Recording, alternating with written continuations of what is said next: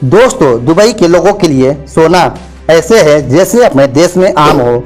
सोने की गाड़ियाँ और घड़ियाँ तो आपने पहले भी देखी सुनी होगी, लेकिन दुबई के ये शेख सोने को पहनने से लेकर खाने तक इस्तेमाल करते हैं। यहाँ सोना तोले के हिसाब से नहीं बल्कि किलो के हिसाब से बिकता है।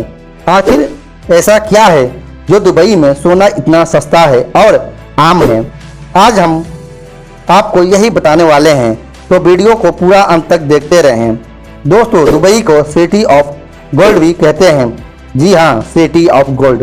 और ऐसा इसलिए क्योंकि दुबई के विकास में तेल और टूरिज्म का जितना बड़ा योगदान है, लगभग उतना ही बड़ा योगदान गोल्ड का भी है। यहाँ एक तरफ दुबई में सबसे बड़ी बड़ी कंपनियों के ऑफिस और आलीशान शोरूम मौजूद हैं, वहीं दुबई में एक मार्केट ऐसी भी है जिसके अंदर लगभग 1000 से भी ज़्यादा सोने की दुकानें हैं, जो रोजाना हजारों किलो सोने का बिजनेस करती हैं। जी हाँ दोस्तों, हजारों किलो सोने का बिजनेस। लेकिन इस मार्केट का नाम हम आपको इस वीडियो के अंत में बताएंगे, तो वीडियो के साथ बने रहना। अब सबसे बड़ा सवाल यह उठता है कि आखिर इतना सोना आ कहाँ से रहा है, और ऐसा क्या है कि दुबई में सराफा बाजार में सिर्फ मुनाफा ही मुनाफा है।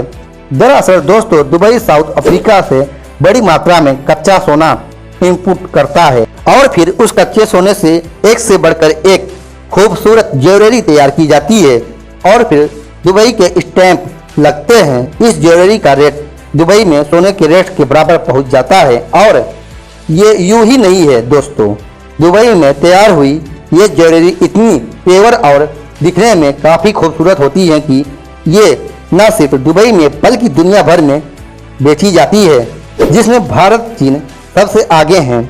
और इस तरह दुबई हर साल लगभग 1200 टन सोने का व्यापार करता है। दोस्तों, पूरी दुनिया में जितना गोल्ड बिकता है उसका एक सबसे बड़ा हिस्सा लगभग 29% केवल दुबई का ही होता है।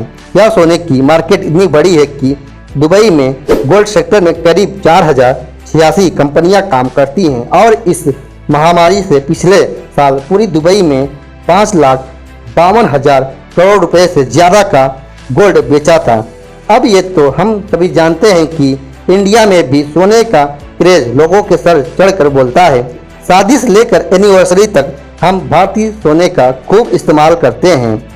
संयुक्त अरब अमीरात के शहर दुबई में भारतीय बड़ी संख्या में रहते हैं और अपने सोने में गहरी दिलचस्पी के वजह से यहाँ गोल्ड में निवेश करने के मामले में हम भारतीय सबसे आगे हैं। दुबई में भारतीयों के बाद गोल्ड में सबसे ज़्यादा निवेश पाकिस्तान, ब्रिटेन, सऊदी अरब, ओमान और कनाडा के लोग हैं।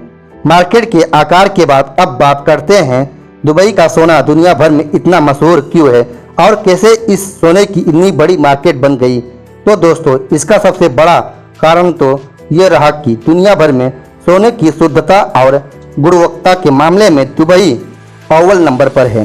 दुबई में जितने भी ज्वेलर्स गोल्ड बेचते हैं वो सारा गोल्ड सरकार द्वारा उनकी शुद्धता और गुणवत्ता को चेक करके ही प्रमाणित किया जाता है। इसके अलावा हर ज्वेलर्स को अपने स्टोर से बेचे जाने वाले हर गोल्ड की आइटम पर सोने की शुद्धता का हॉलमार्क लगाना जरूरी है। यही हॉलमार्क बताता है कि सोना कितने कैरेट का है और ये हॉलमार्क पूरी दुनिया में मान्य होता है। यही नहीं, अगर दोस्तों कोई ज्वेलर्स बिना हॉलमार्क के सोने को बेचता है या फिर मिलावटी सोना बेचता है तो उसे UAE एंटी फ्रॉड लॉ के तहत 2 साल तक की सजा या फिर 2 करोड़ तक का जुर्माना भी लगाया जा सकता है। अब दोस्तों, दुबई में कानून कितने सख्त हैं ये आप जो दुबई गया हो उससे पूछ सकते हैं। फाइन और सजा के डर से यहाँ नकली या फिर लो ग्रेड सोने का व्यापार न के बराबर होता है। इसके अलावा दुबई में सोना बाकी देशों के तुलना में बहुत सस्ता है, जिसकी सबसे बड़ी वजह है कि बाकी देशों में सोने पर कई तरह के टैक्स लगते हैं, जैसे इंडिया में weight plus GST plus excise duty plus labour charge जैसे अलग अलग टैक्स लगते हैं, जो सोने के ज्वेलरी को काफ़ी महंगा बना देते हैं। लेकिन दुबई में गोल्ड ज्वेलरी खरीदने पर सिर्फ 5% वेट लगता है और ये टैक्स भी जनवरी 2018 के बाद लगना शुरू हुआ है, जिसका मतलब है कि 2018 के पहले दुबई से सोना खरीदना आज के मुकाबले और भी सस्ता था। इसके अलावा दुबई में आने वाले टूरिस्ट बेट रिफंड क्लेम कर सकते हैं, तो टूरिस्ट के लिए गोल्ड और भी सस्ता हो जाता है। साथ ही पूरी दुबई में सोने की कीमत या फिर भाव हर शॉप में एक ही होता है, क्योंकि यहाँ नेशनल गोल्ड प्राइसेस को फॉलो किया जाता है, जो इंटरनेशनल मार्केट के हिसाब से बढ़ता रहता है। इसका फायदा ये होता है कि आपको हर शॉप में जाकर गोल्ड प्राइसेस चेक या फिर नेगोशिएट करने का झंझट नहीं रहता। हाँ, दुबई में सोने की कीमत फिक्स जरूर है, लेकिन आभूषणों की बनवाई से लेकर लेबर चार्ज में आप मोल भाव कर सकते हैं। लेकिन ये सब आपके आभूषण के डिजाइन किस देश का डिजाइन है, मशीन से बना है या हाथ से, रिटेलर पर और हाँ आपके बार्गेनिंग टैलेंट पर भी निर्भर करता है। और अगर आपके बार्गेनिंग स्किल कमाल के हैं तो हम आपको राय देंगे कि दुबई गोल्ड सूप में जाने की। अब आप सोच रहे होंगे कि दुबई सूप क्या है, तो दोस्तों यही वो दुबई का ट्रेडिशनल गोल्ड मार्केट है, जिसके बारे में हमने कहा था कि आप लोगों को आखिर में बताएंगे। दोस्तों, दुबई गोल्ड सूप दुनिया का सबसे बड़ा गोल्ड मार्केट है, जिसमें 1000 से भी ज़्यादा दुकानें हैं। इसके अलावा हर मॉल में बड़े बड़े ब्रांड्स जैसे कि दामास, मालाबार और कल्याण ज्वेलर्स जैसे गोल्ड शॉप भी रहते हैं। यहाँ आपको लेटेस्ट से लेटेस्ट डिजाइन की ज्वेलरी मिल जाती हैं। आप किसी भी शॉप में खरीदारी कर सकते हैं, क्योंकि शुद्धता की गारंटी हर शॉप देती है। और यहाँ दुनिया भर की देशों के एक से एक शानदार डिजाइन वाली ज्वेलरी आसानी से मिल जाती है। दोस्तों, दुबई से सोना खरीदने का एक फायदा और भी है। अगर आप दुबई का खरीदा हुआ सोना एक्सचेंज करने जाते हैं तो जितना वेट आपके ज्वेलरी का होता है उतना पूरा सोना माना जाता है और कोई भी भट्टा नहीं काटा जाता है। अब आते हैं असली मुद्दे की बात पर। अगर आप खुद दुबई जाएंगे तो आप कितना सोना दुबई से ड्यूटी फ्री यानी कि बिना टैक्स दिए ला सकते हैं। तो दोस्तों, sector board of indirect tax in custom CBIC के मुताबिक कोई भी भारतीय यात्री जिनके पास वैलिड इंडियन पासपोर्ट है और 1 वर्ष से ज़्यादा समय तक विदेश में रह रहा है तो दुबई से आने के साथ सोने की ज्वेलरी ला सकता है। लेकिन ये नहीं कि मन मुताबिक किलो के हिसाब से खरीद लें और इंडिया आकर बेच दिया जाए। इन पर भी लिमिट है। और आप दुबई से कितना सोना टैक्स फ्री ला सकते हैं, तो आइए जानते हैं।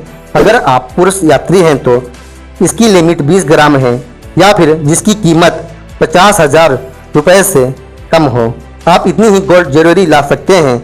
और अगर आप महिला यात्री हैं तो 40 ग्राम गोल्ड, या फिर जिसका मूल्य 1 लाख रुपए से ज़्यादा ना हो, इतना ही सोने का आभूषण आप ला सकते हैं। यही सेम नियम बच्चों पर भी लागू होता है। और अगर आपको दुबई से भारत से ज़्यादा सोना लेकर आना है तो आपको कस्टम ड्यूटी देनी होगी, जो पहले 10% थी लेकिन अब बढ़कर 12.5% हो गई है। लेकिन दोस्तों, इसका मतलब ये नहीं कि आप कस्टम ड्यूटी देकर मनचाहा सोना ला सकते हैं। इसकी भी लिमिट है। अगर आप दुबई से 6 महीने से ज़्यादा रुकेंगे तो आप 1 किलो सोने का पार या फिर क्वाइन के रूप में ले आ सकते हैं। और अगर इससे ज़्यादा सोना लाना चाहेंगे तो एक्स्ट्रा सोने पर 36.05% कस्टम ड्यूटी लगेगी, जो उस सोने को भारत के मुकाबले में महंगा बना देगी। तो कुल मिलाकर बात यह है कि दुबई से सोना खरीदना हर हिसाब से अच्छा है। तो आप जब दुबई जाएं, गोल्ड शॉपिंग जरूर करें। बस इतना ध्यान रखें कि अपनी खरीदारी का बिल अपने साथ रखें और हो सके तो गोल्ड पहनकर ही आएं। ज़्यादा होशियार ना बने। अगर गोल्ड लिमिट से ज़्यादा हो तो उसे डिक्लेयर करें। और कोई सवाल या फिर कोई कंफ्यूजन रह गई हो तो हमें कमेंट बॉक्स में कमेंट करके पूछ सकते हैं। तो दोस्तों, हमारे इस चैनल पे जो भी नए आए हों, हमारे इस रियल हिंदी नॉलेज चैनल को सब्सक्राइब कर दें और वीडियो अच्छी लगी हो तो वीडियो को एक लाइक कर दें। दोस्तों, फिर मिलते हैं एक नए वीडियो के साथ। तब तक के लिए जय हिंद।